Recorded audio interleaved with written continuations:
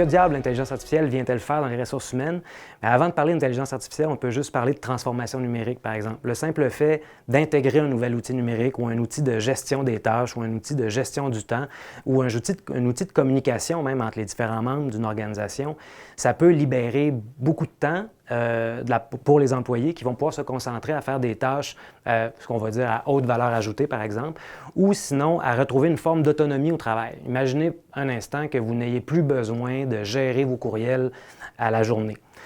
Qu'une intelligence artificielle le ferait à votre place en s'occupant de la pertinence, en classant vos courriels selon leur pertinence, puis en répondant d'une manière presque automatique aux courriels ou à certains messages qui demandent des informations opérationnelles très, très simples, par exemple. Imaginez le temps qu'on sauverait collectivement à faire ça.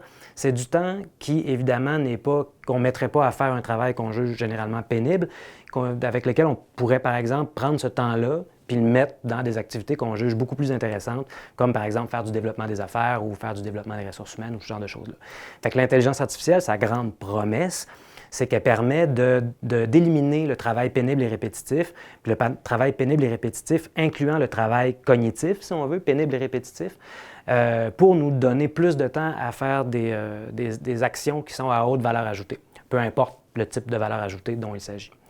L'impact de ça, évidemment, on promet que ça va avoir un impact positif sur la productivité, mais d'un point de vue des ressources humaines, il ne faut pas oublier que ça a un impact sur les rapports humains, sur l'humanisation du travail. Bref, même si on travaille avec l'intelligence artificielle, il faut que le travail conserve un visage humain.